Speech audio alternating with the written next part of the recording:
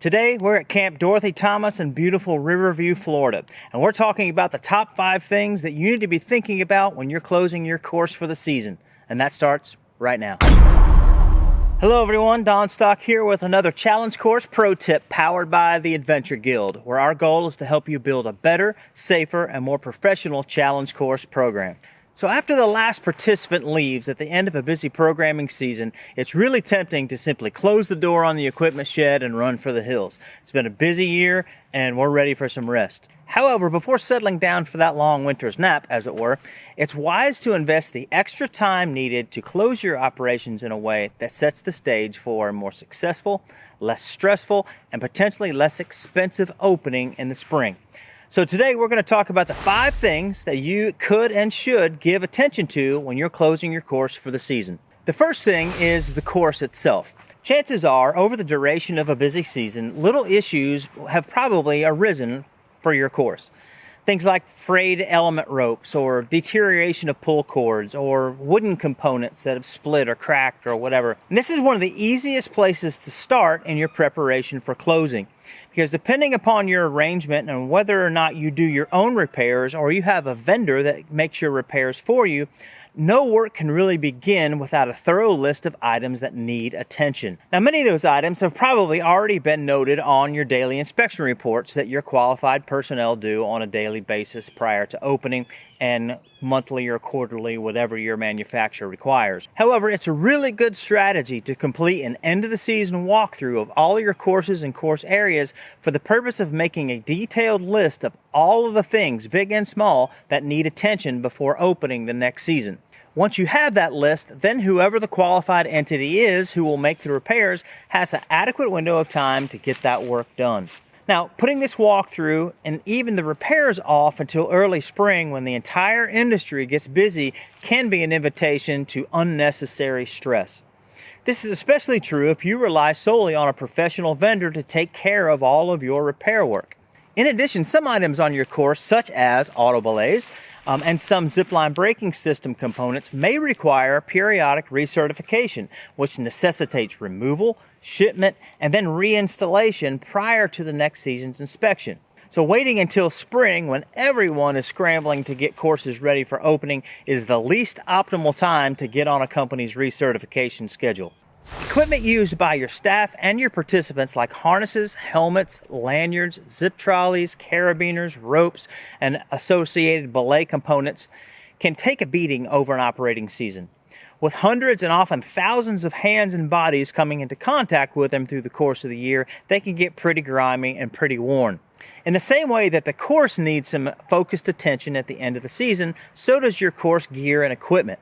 At the end of the season, it's a really good idea to wash all of your soft goods according to the manufacturer's recommendations and then let them dry thoroughly prior to storing them for the off-season. Everything should get a close inspection, and any units that need attention should be set aside for repair or for further inspection by a more qualified person if there's some kind of damage or wear that goes beyond just simple cosmetics. Through this process, it's also a really great time to update your gear inventory sheet so that you know how many pieces of gear will need to be replaced prior to this upcoming season. A proper gear inventory sheet will have in-service dates for all of your soft goods, so take a few minutes to compare the current inventory of gear you have to your master gear inventory list and make notes of any retired equipment or equipment that need attention. And then adjust the master inventory accordingly. This provides you with an accurate assessment of what gear you'll need to budget for leading into this next season. It also gives you time to order and pay for that gear before the end of the year, which can have potentially positive tax implications. Another thing to pay attention to with gear is the proper approach to long-term storage. Not only is it best to store gear over winter in dry, climate-controlled spaces, it's also important to take into account the local wildlife. Like humans, mice and other furry friends seek shelter from cold winter conditions, and nylon, which is the stuff that most of our ropes, harnesses, and lanyards are made from, is a spectacular material for their cozy little nest. Therefore, it's important when storing these items that they are out of reach of the potential nest builders. If harnesses usually hang on the wall, be sure you keep them off of the floor. If your helmets sit on shelves, place them right side up and tuck the straps underneath. Or better yet, place them inside a space that's Mickey-free. And don't fall for the assumption that storing these items in a standard snap lid plastic bin is the solution. It's not. Trust me.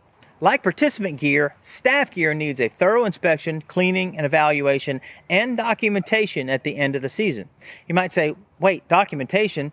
Yes, in fact, staff gear needs to be inspected and logged on an ongoing basis to be compliant with OSHA requirements. And if you're not familiar with OSHA compliance as it relates to your staff who work at heights on your course, then you should invest the time and resources to educate yourself.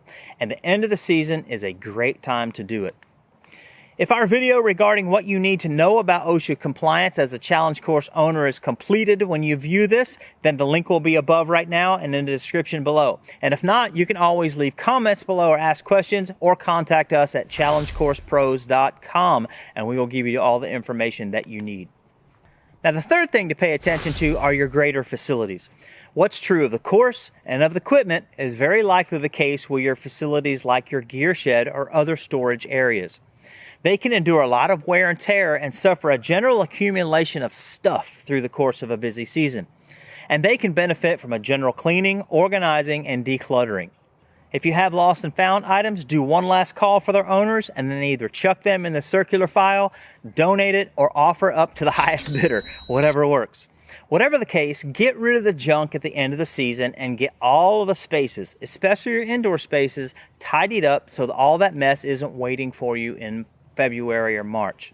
Any big items like structural or cosmetic issues with buildings or grounds or infrastructure should also be noted and a plan made for addressing them. If you rely on your organization's maintenance people to take care of things like roof leaks, shelf additions to your gear area, or other repairs, they'll need detailed information and lead time in order to get those repairs made ahead of the following season. So if you want those items taken care of before the spring madness, you better let them know in November. The fourth thing to give time and attention to when wrapping up for the season is your course paperwork. While the program season is fresh in your mind, now is the time to review all of your paperwork one last time, including things like near miss or accident forms, course and gear inspection logs, and your operations manual, and to make any adjustments or updates to those based on your prior year's experience. However, one thing that's very important to keep in mind is that you should consult with your challenge course vendor, inspector, and trainers to get their professional opinion before making actual operational changes to your program or to your manual. Because sometimes you can unknowingly create hazards that you don't anticipate by making those changes to your operations. But if there's something that's been giving you trouble and you feel like you've come up with either a better or more efficient way to approach something, please check with your professional vendor. Make the adjustments according to their recommendations, and then update your manual. Doing this at the end of the season gives you the time and the mental space to get everything in tip-top shape without the pressure of the upcoming spring season. Now, if you're unsure about what documents you need to be maintaining for your course, please check out our video on challenge course paperwork. The link is up top and down below. Now, the fifth and final thing on our list for things to pay attention to when you're closing your course for the season is staff, and particularly key staff such as a course manager. One of the most difficult things about challenge course ownership, especially for programs like camps who are seasonal, is maintaining knowledgeable, skilled staff year to year. This is especially true for competent course managers. And because a course manager is such a key component of your risk management and accident prevention plan, getting a clear picture of whether those people will be returning the following season, if in fact they are seasonal employees, is really important. If you can assess their plans and they know they aren't returning, this gives you the extra time to pursue their replacement sooner rather than later.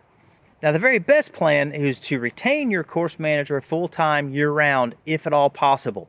This provides the potential for developing ongoing organizational knowledge of your challenge course and program, which means you don't have to start from scratch with new staff every single year.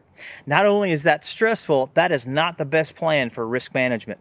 If you've never considered retaining your course manager full-time year-round, now might be the perfect time to think about it.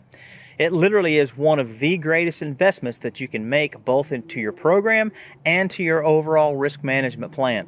Now, if you have other questions about properly closing your course or any other challenge course related topic, please leave them below and we'll be checking those out and answering those. For information about any professional challenge course services, please contact us by visiting challengecoursepros.com and we will help you in any way that we can. If you found value in this video, please consider subscribing and sharing it with others who may benefit. Have a fantastic day and I will see you next time.